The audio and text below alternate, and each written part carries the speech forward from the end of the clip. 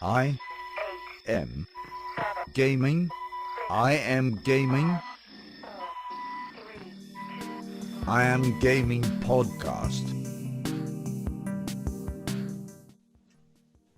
Hi everybody, my name is Ivica. Thank you so much for being on the latest episode of I'm Gaming Podcast. This is the 23rd episode, and this time around we again have a new guest.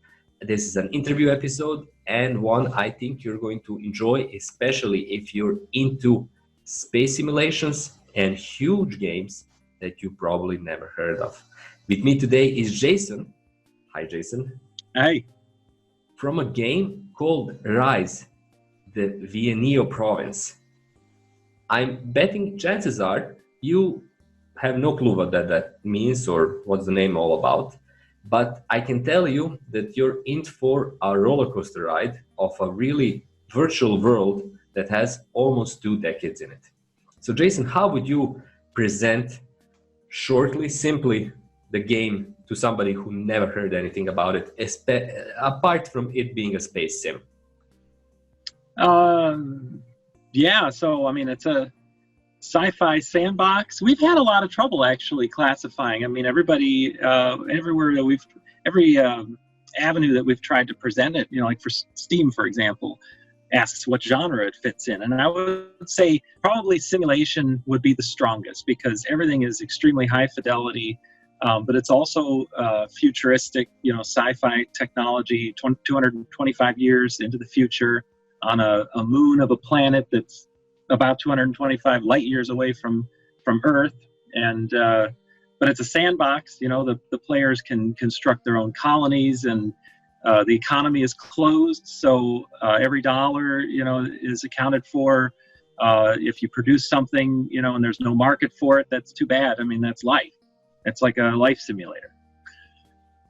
But placed in a future time, in a distant place in the galaxy, where you basically created an entire world. I know that this is something that especially marketing pitches often use. We've made a world, everybody's making worlds. But in your case, I tried it several times. I played the game throughout the years. It really is a world. It's a world where you start off already being immersed in it. And now, as a player, it has a super high barrier of entry for somebody who looks for something clear and easy to get into. Yeah. Rise is anything but. But that's by design. It's not a mistake that got made and now you're stuck with it. You basically always wanted to make something that's incredibly complex. That's right? Yeah, so back to the economy thing, for example, if we make the decision early on to make the economy as realistic as possible, we can't then issue every new player that joins a shiny new spacecraft, or we would bankrupt our economy pretty immediately. Of course. Yeah. So the idea is we have a fleet of vehicles, cars that are very inexpensive. I think if it was in modern day dollars, it'd be less than, 10,000 US dollars, which is very cheap, for a car. It's like basically a roller skate, with seat. Easy to get. Yeah, easy to get and easy to repurpose, reassign if somebody decides that it's not, the game for them. And then also they fit in garages, which means they're not littering, the streets of the city, for example. People can't get around and are running into them and things. When you talk about the economy, it's clearly one of the things that was important to you while you developed the game. But when you go to the very beginning of the development, it is, as I understand it, it began officially in 2006, right? But there were versions before it. Yes, exactly. We had released it. Our first release was 2006. I think we started on it after 9/11. So almost 20 years at this point. And that's incredible because in the gaming industry today, 2 years development is something that you'll say, okay, somebody's really invested. Now that times 10 is incredible. And one of the key things that I got every time I play the game is that sense of nostalgia, but not as something that you pursue directly. It's not like, hey, let's make a nostalgic game that looks like Deus Ex or something like that. But there is that sense only in terms, for me, of complexity. Now, we mentioned the economy, but there are also numerous other elements to it as well. For example, only the issue of getting your starship is kind of a huge process, right? That the player needs to undertake to get to that point, right? Right. It's like a rags to riches kind of progression, basically. You start with nothing. You have to earn your way to, first it's the car, then the natural progression would be a truck so that you can haul more stuff to further away. And you're getting jobs, right? You're finding jobs. It's like gigs, maybe transporting people. Okay. You work basically in that world as you would otherwise as a new colonist. Even the idea of the background story is the concept of the player being a colonist, right? Arriving on the moon and helping to colonize the planet through your basically labor, which results in payments that you can use and to elevate your status with material stuff and everything else. So it's like the real world, basically. The same thing would happen if somebody was to arrive to a colony as a colonist and get there not in a moment where there is nothing there, but as somebody who's a traveler who's settling down, and then, hey, what's next? Well, you get a job, right? You use the resources that are given and then try to elevate those resources however you can. Now, this sounds awesome, and it is, but the barrier of entry is really high in terms of players understanding what's happening and taking that on. But like many games, also I'm getting to that period again of like early 2000s when the internet was all just getting started and the online community is getting started. You're not actually pursuing that huge amount of players. You don't have that moment of like big gaming companies who make multiplayer shooters, for example, of having, you need 1 million players, 1 million active accounts, then 5 million. It's not something you want, or it's not something that Rise actually needs, right?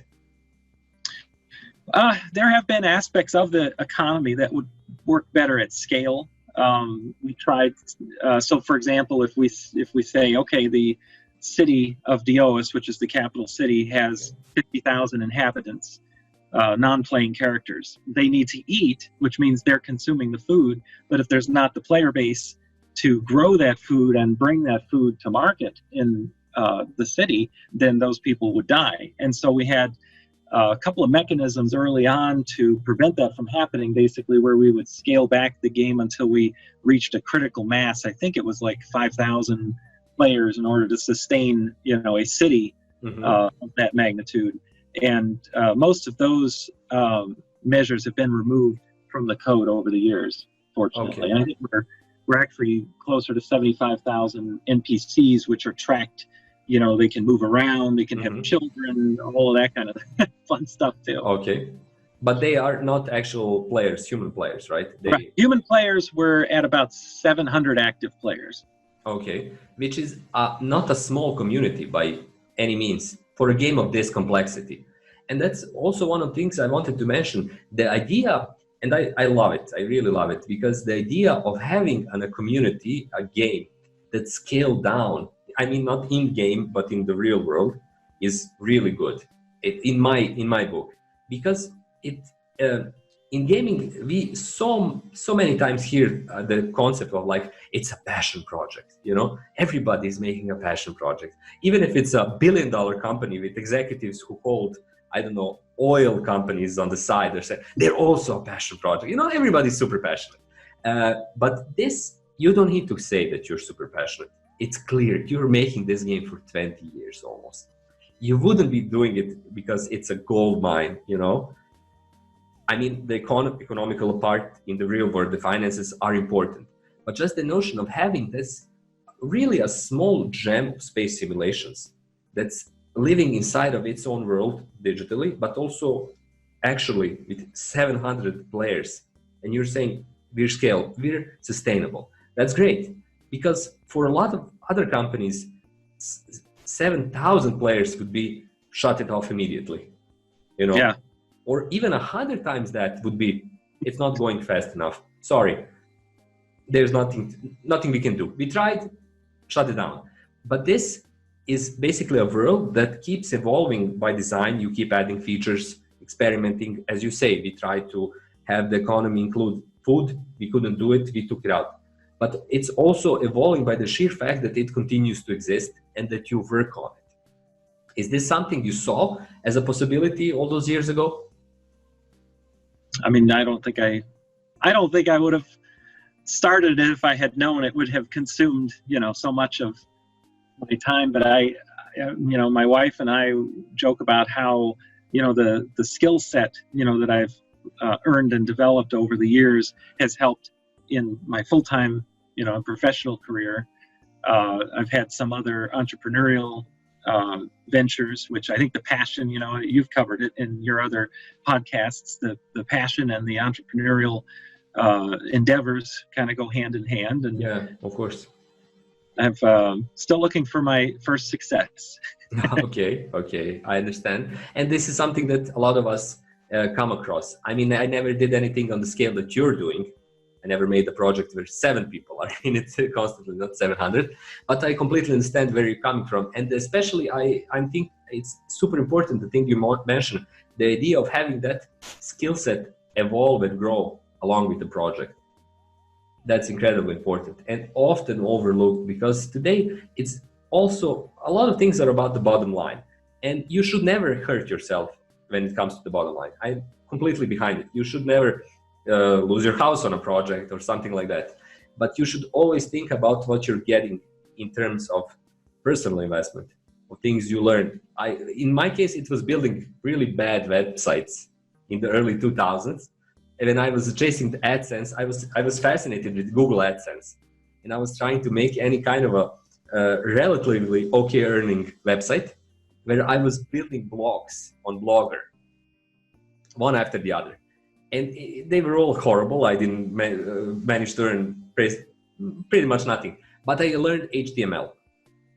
And it's a skill that kept helping me throughout my career. Whatever I was doing, even back then, it was not obsolete, but it wasn't the hottest technology around. I wasn't learning it, but it helped me. It continues to help me. And I bet it will help me in the 2030s, Yeah, in some way.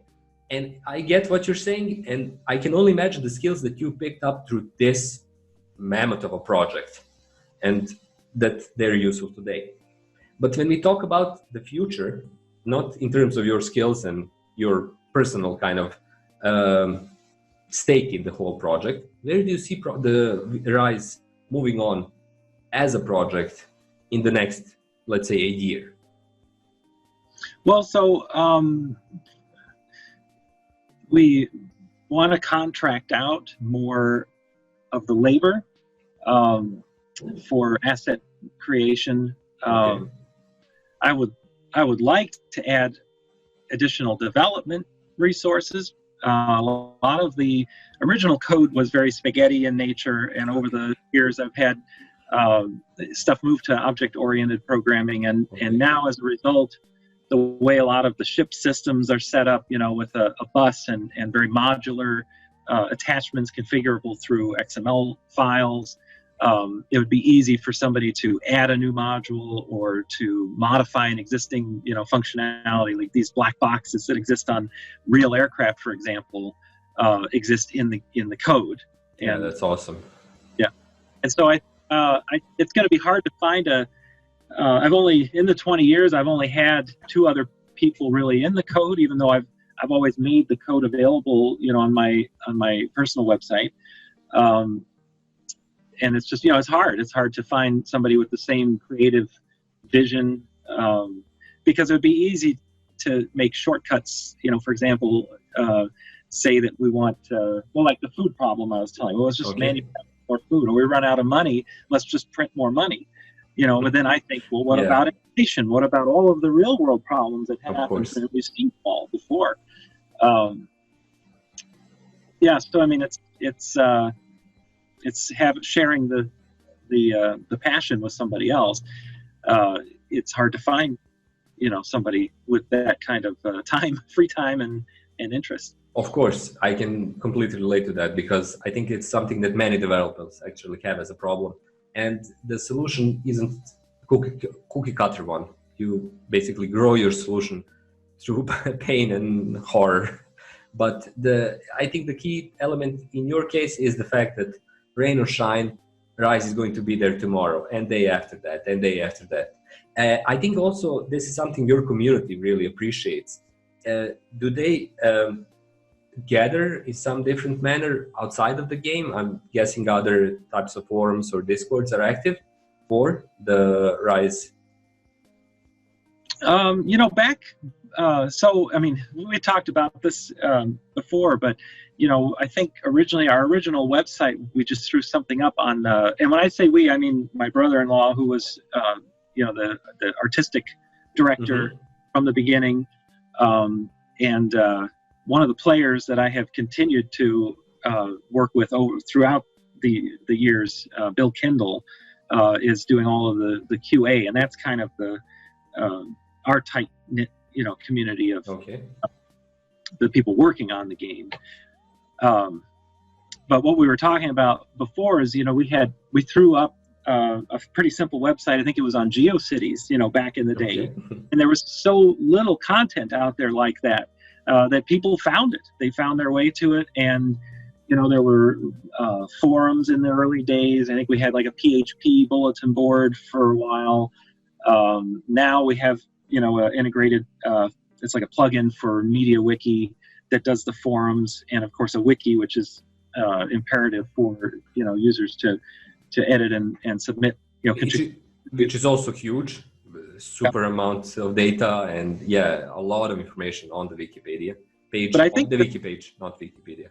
Yeah, and I think the big game changer is these chat servers. Like we have an integration with Discord, and since we did that, and that must be a year and a half ago or so, that's really where we get to talk to, even if they're not online, and even if they're not in game. I mean, but they've got Discord on their phone, or they've got Discord at their computer on the side, when they're supposed to be working or whatever. Oh yeah. We chat with them and share links and memes, and that's where really the community has, I think, taken off, is because of tools like that. That's amazing to hear, because it's clear that you're not looking for a massive amount of people, but you are looking for people, right? You would love to see more players get into the game, even in single digits, because that's the thing that actually enriches the whole virtual world, basically. Exactly, and for every other player that already is in there. So even if you played for 10 years, you want to see new players, because you're not losing anything from the old game, the old setups and everything. You're just getting things. Big things, small things, but you're getting something. It's like getting a present, It's not going to take anything away from you. Worst case scenario, you just ignore it, right? But best case scenario, you can get something incredible. And I would personally love to see people check it out, especially people who are into any kind of a space simulation. I wouldn't even mention people who are necessarily into retro games, because I don't think it's a retro game by any means. I think that it might look at moments like a retro game, but I think it's a really a space simulator, basically. And I think anybody who likes, for example, the Elite series should check it out. Because I think it pushes similar kinds of buttons, not identical, but similar. And anyone, this is also a factor, anyone who's into rich gameplay mechanics and rich gameplay worlds, basically, where you can immerse yourself, should check it out. So what would be the message you'd send to people who might be interested now after hearing all of this? What would be your, I wouldn't say pitch, because I don't see Rise like a game that has a elevator pitch where you play the incredible simulations that blah blah. But what would be like your message to people who find this interesting? Yeah, I would say if somebody has in the past, enjoyed like the original Microsoft Space Simulator, which I was a big influence for me in the realism and the scale, with the planet. So some of these other games that you mentioned that we get players from, they trivialize, the whole re-entry in the atmosphere. It's a somatic cut, right? Just like that, exactly. And here we make you fly it, and here you can burn up, and here if your entry vector isn't correct, you can actually overstress the aircraft or overstress the, so it's high fidelity. I have a background as an airline pilot. I used to fly for Delta back in the early 2000s. So it's very high fidelity as far as the flight, physics and mechanics. So people who enjoy Kerbal Space Program, for example, of course, would get a lot out of the physics engine. That's another thing, is that this isn't a cookie cutter engine. The engine was made by me over the years. So there's a couple suprises in there, things that people have not seen anywhere else. So that makes it worth it, to me. For sure. Absolutely, yeah. I would say the same in terms of especially Kerbal Space Program. The idea of having that kind of appeal, which is visually and in terms of the most basic gameplay completely different than Rise. But when you take that away, it's the same drive of kind of exploring and immersing yourself into something and having it build upon itself as you engage in the game. It's almost like a strategy element, like massive strategies where you build your city, empire, or stuff, even though it doesn't include any of those elements. But that's the kind of the sense of having that something you're creating somewhere in another world and getting back to it again and again and slowly building it up further on. So yeah, it's one of a kind project. I don't say that lightly, and I believe that more people should check it out. And it's also incredible to hear your story from a business point of view, an entrepreneurial point of view, of having a game development project that goes for 20 years and is going to go for longer than that. So, Jason, thank you so much for taking the time. It's been my pleasure. Thank you.